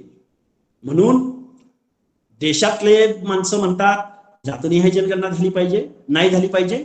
राज्यातले म्हणजे त्यांच्या विरोधातली माणसं म्हणतात ओबीसीची जातनिहाय जनगणना झाली नाही पाहिजे. म्हणजे स्वातंत्र्यपूर्व कालखंडापासून जो विरोध बाबासाहेबांना झाला, जो विरोध संविधान निर्माण होत असताना काय ओबीसीला कधी रिझर्वेशन आलं? तुम्ही सगळी माणसं इथं उपस्थित आहात. अहो तुम्हाला मला रिझर्वेशन 1994-95 पासून पुढे तुमचं आमचं इम्प्लिमेंट झालं. 93-94 मध्ये काय अराजक माजलं होतं या देशामध्ये. अरे तुम्हाला आम्हाला मंडल आयोगाच्या माध्यमातून तुमच्या आमच्या हिताचा कायदा लिहिला जात होता.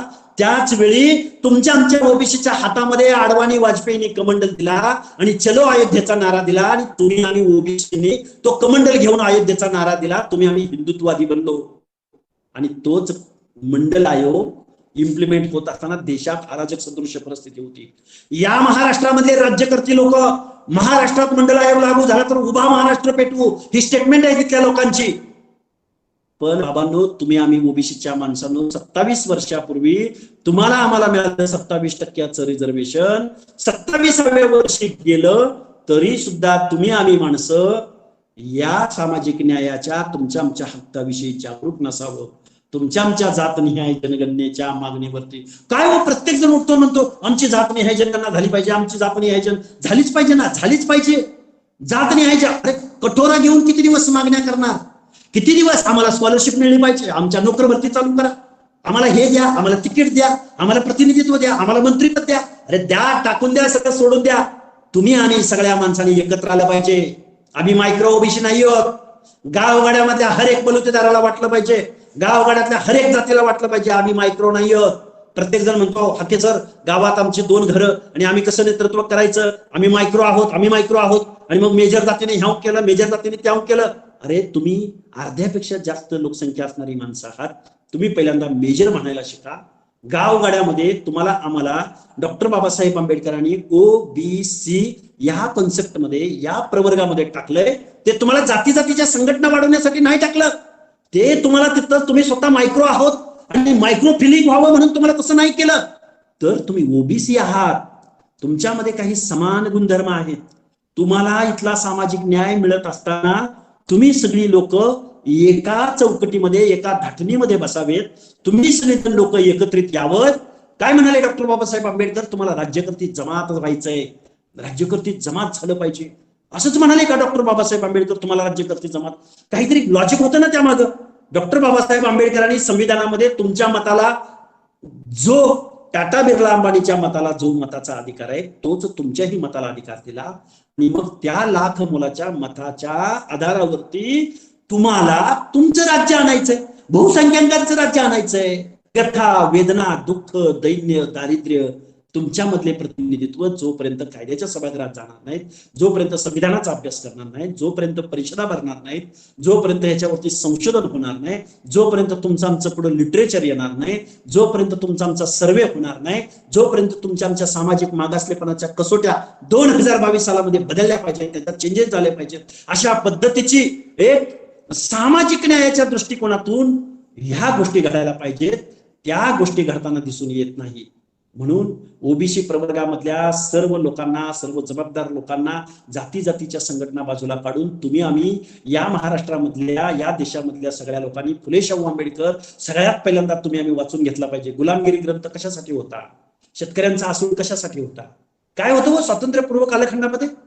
इथली लोक बघा, माझा महात्मा ज्योतिराव फुले माझा आयडॉल आहे, मी एक कार्यकर्ता आहे, मी माझ्या डोळ्यासमोर महात्मा ज्योतिबा फुल्यांना जर आयडॉल मानून या देशामधल्या ओबीसीनी तुम्ही आम्ही जर चळवळ उभी केली असती तर आज तुमची आमची सत्ता या देशावरती, या राज्यावरती असते. काय डॉक्टर बाबासाहेब आंबेडकर, काय महात्मा ज्योतिराव फुल्यांचा आदर्श, काय आहे महात्मा ज्योतिबा? अहो, या स्वातंत्र्यपूर्व कालखंडामध्ये ज्यावेळी इंग्रजांचा इथं अंमल होता त्यावेळी इथले संस्थानिक दरकदार, पाटील, देशमुख मंडळी, संस्थानिक मंडळी इंग्रजांना काय मागत होती? इंग्रजांना आमचं संस्थान अबाधित कसं राहील, आमच्या हजारो एकर जमिनी प्रोटेक्ट कशा होतील, तुम्हाला तुमच्या इंग्रजांच्या क्लबचं सदस्य आम्हाला कसं होता येईल, आम्हाला ब्रिटनमध्ये घर कसं मिळेल, आम्हाला ब्रिटनमधले तुमचे राव बहादूर वगैरे वगैरे समथिंग तुमचे पुरस्कार कसे मिळतील. आणि ही माणसं स्वतःच्या स्वार्थासाठी झटत होती. त्याच वेळी माझा महात्मा ज्योतिराव फुले नावाचा महात्मा इंग्रजांपुढं हंटर कमिशन समोर शेतकऱ्याच्या वेशामध्ये जाऊन माझ्या शेतकऱ्याला न्याय मिळाला पाहिजे, माझ्या दीनदलिताला माणुसकीच्या प्रवाहात आणलं पाहिजे म्हणून झटत होता. त्या माणसांना तुम्ही आम्ही समजून घ्यायचं नाही. म्हणून बाबांनो, तुमचा आमचा मित्र कोण, तुमचा आमचा शत्रू कोण, आणि जोपर्यंत इथला ओबीसी शत्रूला शत्रू म्हणणार नाही तोपर्यंत तुमची आमची चळवळ, लढाई उभी राहणार नाही. बंड करून उठलं पाहिजे. तुमच्या आमच्या भावनावरती, तुमच्या आमच्या हक्कावरती तुम्ही आम्ही पुढे आलं पाहिजे. जातीची युती करावी लागल. जातीच्या ओबीसी म्हणून दिलाय ना संविधानामध्ये, तुम्हाला एका प्रवर्गामध्ये बांधलंय ना. मग ओबीसीची चळवळ, आम्ही ओबीसी आहोत म्हणून आम्ही एकत्र आलं पाहिजे, आमचे हक्क घेतले पाहिजे. आमचे जिथं जिथं पॉकेट्स आहेत, माळ्यानं धनगराला मत दिलं पाहिजे, धनगरानं वंजाऱ्याला मत दिलं पाहिजे, वंजाऱ्यानं तेल्याला मत दिलं पाहिजे, तेल्यानं तुम्ही आम्ही एकदा तुमचे भाईबंध, तुमची भावभावकी एकदा ठरवून घेतली गेली पाहिजे. या देशाला स्वातंत्र्य मिळालं, काही जबाबदारीनं काही कुणाला वादग्रस्त वाटतील. या देशाला स्वातंत्र्य मिळाल्यानंतर, या महाराष्ट्रामधल्या देशाला स्वातंत्र्य मिळाल्यानंतर एक चळवळ होती जे जवळकरांची. मी नुसतं त्याला स्पर्श करतोय, मी डिटेलमध्ये जाणार नाही. डिटेलमध्ये जायचं म्हणलं तर तास प्रत्येक पॉइंट वरती तास बोलावं लागेल. बघा, या देशाला स्वातंत्र्य मिळाल्यानंतर या माझ्या महाराष्ट्राच्या भूमीमध्ये काय झालं? महाराष्ट्राच्या भूमीमध्ये असं झालं की इथं लोकांनी म्हटलं की आपण इथं बहुजन चळवळ उभी करत आहोत, ब्राह्मणेतर चळवळ उभी करत आहोत. बघा, इंग्रजांच्या अंमलमध्ये ब्राह्मण खूप फॉरवर्ड होते, इंग्रजांच्या जवळ होते. देशाला स्वातंत्र्य मिळाल्या सर्वात जास्त खासदार, सर्वात जास्त आमदार आणि सिस्टीममध्ये फ्रंटला ब्राह्मण होते. मग ब्राह्मण शत्रू म्हणून या महाराष्ट्रामधल्या मराठा समाजाच्या जाणत्या लोकांनी, जे जवळकरांनी इथं ब्राह्मणेतर चळवळ उभी केली. पुढच्या 10 वर्षामध्ये याच मराठा समाजानं ब्राह्मणांबरोबर दोस्ती केली. ब्राह्मणांनी शासन प्रशासनामध्ये जायचं, मराठ्यांनी राजकारणामध्ये आमदार, खासदार, सहकार, गावगाड्यामधला जे काही राजकारणाच्या माध्यमातून ज्या काही गोष्टी आहेत तिथं ब्राह्मणांची, आमदार, खासदारांची संख्या कमी होऊन तिथं मराठ्यांची संख्या वाढली, मराठ्यांची मक्तेदारी झाली. तुम्हाला आम्हाला बहुजनांना, तुम्हाला आम्हाला ओबीसींना म्हणायचं आपले शत्रू ब्राह्मण आहेत, पण त्याच ब्राह्मणांबरोबर इथल्या मराठ्यांनी युती केली. आणि कधी नव्हे ते कधी काळी तुमच्या आमच्यावरती ब्राह्मणांनी अन्याय केला. पण 2022 सालामध्ये इथल्या राज्य शासनाच्या वतीनं, प्रशासनाच्या वतीनं आज तुमच्या आमच्या मधलाच एक मोठा बंधू आज तुमच्या आमच्यावरती वेगवेगळ्या सामाजिक न्यायाच्या दृष्टिकोनातून, प्रतिनिधित्वाच्या माध्यमातून आज तुम्हाला आम्हाला डॉमिनेटिंग असताना तोच म्हणतोय की आम्हाला हे आरक्षण मिळालं पाहिजे आणि आम्हाला यातूनच मिळालं पाहिजे. तेव्हा बंधूंनो, तुम्ही आम्ही, तुमचा आमचा शत्रू कोण, तुमचा आमचा मित्र कोण? काही संघटना आणि काही चळवळी म्हणतात सेव्ह नेशन, सेव्ह मेरिट. काय सेव्ह नेशन आणि काय सेव्ह मेरिट? हो, आमच्यामध्ये मेरिट कमी आहे? कुणी सांगितलं तुम्हाला आमच्यामध्ये मेरिट कमी आहे? छत्रपती शिवाजी महाराजांचं राज्य निर्माण झालं, त्या छत्रपती शिवाजी महाराजांच्या राज्यामध्ये इथल्या ओबीसीनी, इथल्या 18 पगड जातींनी आपल्या गुणवत्तेच्या आधारे, आपल्या जीव कुर्बान करण्याच्या आधारे एवढं मोठं योगदान इथल्या स्वराज्य निर्मितीमध्ये दिलं. माझा बहिर्जी नाईक असेल, काय गुणवत्ता आहे बहिर्जी नाईकाची? बेडर रामोशी समाजामधून पुढे येणाऱ्या या माणसाची काय गुणवत्ता आहे? आजही इस्रायलच्या गुप्तहेर संघटनेला अभ्यास करावा लागतो बहिर्जी नाईकाचा. काय मदारी मेहत्तरची गुणवत्ता? काय आहे शिवाकाशी जीवा महालेची गुणवत्ता, काय आहे तानाजी मालुसरे, डोंगराच्या कुशीमध्ये डोंगराच्या जंगलामध्ये रानावनामध्ये भटकणारा महादेव कोळी आदिवासी समाजामधला माझा तानाजी मालुसरे, त्याच्या गुणवत्तेवर शंका घेता तुम्ही? म्हणून माझ्या ओबीसीचं स्किल, माझ्या सुताराचं स्किल, माझ्या कुंभाराचं स्किल, माझ्या लोहाराचं स्किल, माझ्या माळ्याचं स्किल, माझ्या गावगाड्यामधल्या तेल्याचं स्किल, जो परंपरागत व्यवसाय आमचा आहे, जे ब्लड मध्ये आमच्या गुणवत्ता आहे, ती गुणवत्ता कुठंतरी आज या ज्या खाजगीकरण, उदारीकरण, जागतिकीकरणाच्या माध्यमातून तुमचे आमचे व्यवसाय मोडीत निघाले, तुमची आमची रोजीरोटी कुठंतरी आज चॅलेंज झाली. आज तुम्हाला आम्हाला कुठंतरी दुसऱ्याच्या कारखान्यात, कुठंतरी गिरण्यामध्ये, कुठंतरी वेगवेगळ्या शारीरिक श्रमाची कामं करण्यासाठी आज तुम्हाला आम्हाला जावं लागतं. तुमचा आमचा परंपरागत स्किलफुल व्यवसाय हिरावला गेला. तुम्ही आम्ही रस्त्यावरती आलो, तुम्ही आम्ही सामाजिक दृष्ट्या त्या जातीमध्ये जन्माला आला म्हणून तुम्ही आम्ही आमदार होऊ शकत नाही, तुम्ही आम्ही खासदार होऊ शकत नाही, तुम्ही आम्ही प्रतिनिधित्व करू शकत नाही, तुम्ही आम्ही शिक्षण संस्थांचे मालक होऊ शकत नाही, तुम्ही आम्ही दुधाचं उत्पादन करणाऱ्या चिलिंग प्लॅन्टचे मालक होऊ शकत नाही, तुम्ही आम्ही सूतगिरण्यांचे मालक होऊ शकत नाही, तुम्ही आम्ही डीसीसी बँकांचे अध्यक्ष होऊ शकत नाही. किती किती प्रश्न. कधी या सगळ्यांच्या मुळाशी जातनिहाय जनगणना आहे. या सगळ्यांच्या मुळाशी या लोकनियुक्त सरकारांपुढे तुमचा आमचा डेटा उपलब्ध न होणं हे सगळं आहे. तुम्ही आम्ही नक्की किती आहोत? माळ्यांना म्हणायचं आम्ही 4 तालुक्यामध्ये आहोत, बंजाऱ्यांना म्हणायचं आम्ही 10 तालुक्यामध्ये आहोत. आपण सगळेजण जर एकत्र काउंट केलो तर या महाराष्ट्रामध्ये कुठलाही पक्ष, कुठलीही सत्ता, कुठलाही नेता तुम्हाला डावलू शकत नाही. गरज आहे ती प्रबोधनाची, गरज आहे ती जातनिहाय जनगणना का, कशासाठी, कधी, केव्हा आणि कुणी करायची. आणि मग कायदा काय सांगतो, मग सेंट्रलला काय अधिकार आहेत, मग 1948चा सेन्सस ऍक्ट काय म्हणतो, मग सुप्रीम कोर्टला काय म्हणायचंय, इम्पेरिकल डेटा म्हणजे काय, पंचायत राज म्हणजे काय, पंचायत राज मधलेच आरक्षण का काढून घेतलं जातंय, तिथं त्यांचा काय डाव आहे. म्हणजे तुमचं आमचं पंचायत राज मधलं दुय्यम दर्जाचं प्रतिनिधित्व, ते प्रतिनिधित्व आताचे प्रस्थापित राजकारणी आहेत, त्यांच्यानंतरची जी सेकंड त्यांची कार्यकर्त्यांची फळी आहे, त्या फळीला जिल्हा परिषद सदस्य करायचं आहे, त्यांना पंचायतीचं सभापती करायचं आहे. आणि तुम्हाला आम्हाला मात्र इथल्या राजकीय व्यवस्थेमधून बेदखल करण्याचा डाव जसे सत्ताधारी राबवतात तसेच विरोधकही राबवतात. आणि या सगळ्यांचं मिळून षडयंत्र चालू असताना तुम्ही आम्ही मात्र अजगरासारखं बहुसंख्येनं असणारे इथले ओबीसी, बीजेएनटी, एसबीसी सगळी माणसं गलित गात्र झालो आहोत. तुमची आमची चळवळ काय, तुमच्या आमच्या चळवळीचा लोगो काय, तुमचा आमचा शत्रू कोण, तुमचा आमचा मित्र कोण, तुमचं आमच्या हिताचं काय, तुमच्या आमच्या अहिताचं काय, या सगळ्या गोष्टी कुठेतरी एक चांगल्या खमक्या माणसानं पुढे येऊन या सगळ्या ओबीसींना, बीजेएनटींना, एसबीसींना या गोष्टी समजावून सांगण्याची गरज आहे.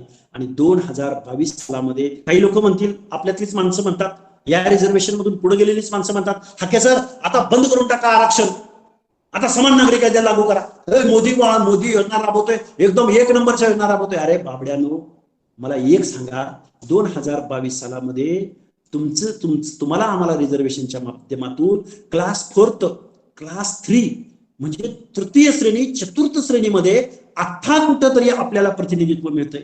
जे क्लास 2, क्लास 1 मध्ये आहे, म्हणजे क्लास 1, क्लास 2 काय आहे? या क्लास 1, क्लास 2 मध्ये मग ज्युडिशरी असेल, न्याय व्यवस्था असेल, तुमचा आमचा वकील होऊ शकतो, पण जजेस किती आहेत, जज किती आहेत? तुमचा आमचा एखादा तलाठी असू शकतो, तुमचा आमचा पोलीस असू शकतो, तुमचा आमचा ग्रामसेवक असू शकतो, तुमचा आमचा शिक्षक असू शकतो, शिक्षक असू शकतो, पण प्राध्यापक भरतीच होत नाही, प्राध्यापकाला रोस्टरच इम्प्लिमेंट होत नाही, कायदे कानूनच वेगळे असतात. तुमच्या आमच्या शिक्षण संस्थांचे मालक तुम्ही आम्ही असू शकत नाही. चाललंय काय नक्की? तुमचे आमचे IPS अधिकारी किती, IAS अधिकारी किती, तुमच्या आमच्या लोकसंख्येच्या प्रमाणात किती? काही माणसं म्हणतात आमचे 10 IAS अधिकारी. अरे 10 IAS अधिकारी झाले, तुझी संख्या किती? तुझ्या संख्येच्या प्रमाणामध्ये किती अधिकारी व्हायला पाहिजेत? या सगळ्या गोष्टींचा विचार करायचा झाला तर 2022 सालामध्ये सुद्धा ज्या पद्धतीने 1947ला स्वातंत्र्य युद्ध जाहीर झालं, त्याच पद्धतीनं 2022 ला ओबीसींचं स्वतःच्या सामाजिक न्याय हक्काच्या संरक्षणासाठी, संविधानातल्या तरतुदींसाठी एक नवा लढा या देशामध्ये उभा राहिला पाहिजे. काय 2022 सालामध्ये लढा उभा राहिला पाहिजे. अमृत महोत्सव देश साजरा करतोय, पण 75 वर्षाच्या कालावधीमध्ये एवढ्या मोठमोठ्या घोषणा केल्या जातात. 7-8% वर GDP जात नाही. आर्थिक भाषेत सांगायचं म्हणलं तर जोपर्यंत इथला ओबीसी, जोपर्यंत इथला कारू नारू, जोपर्यंत गावगाड्यातला हर एक कुशल माणूस इथल्या व्यवस्थेमध्ये स्वतःचं 100% योगदान देऊ शकत नाही, जोपर्यंत त्या माणसाला तशी संधी उपलब्ध होत नाही, जोपर्यंत इथल्या ओबीसीला त्याच्या व्यवसायासाठी त्या बँकांकडून प्रोटेक्ट केलं जात नाही, त्यांना स्कीम्स मिळत नाहीत, त्यांना कमी व्याजदराची कर्ज उपलब्ध होत नाहीत, तोपर्यंत या देशाचा GDP 7-8% वरती जाणार नाही. ज्या दिवशी ओबीसीच्या न्याय हक्काचं, त्यांच्या व्यथावेदनांचं, त्यांच्या रोजीरोटीचं, त्यांच्या कौशल्याला बळ देणारं सरकार प्रतिनिधित्व जोपर्यंत या देशात निर्माण होणार नाही, तोपर्यंत हा देश सुजलाम सुफलाम असणार नाही. म्हणून हा देश वाचवायचा असेल, या देशाचं संविधान वाचवायचं असेल, तर सर्वात मोठी जबाबदारी तुमच्यावरती येऊन पडते की ओबीसीची चळवळ उभी राहिली पाहिजे, ओबीसीचं राजकारण सुरू झालं पाहिजे. आणि ओबीसीनी इथून मागच्या सगळ्या लढाया SC आणि STच्या लोकांनी लढल्या, इथून पुढच्या मागच्या सगळ्या लढाया आंबेडकरी जनतेनं लढल्या, पण इथून पुढच्या लढाया या ओबीसीनी लढण्याची आवश्यकता आहे असं मला वाटतं. बोलण्यासारख्या बऱ्याच गोष्टी आहेत, बऱ्याच गोष्टी बोलता येऊ शकतात. विश्लेषण अगदी खूप टेक्निकल आणि मुद्देसूद काही गोष्टी मांडता येऊ शकतात, परंतु सगळ्याच विषयांना थोडा थोडा स्पर्श करत मी माझी भूमिका तुमच्या समोर मांडण्याचा प्रयत्न केलाय.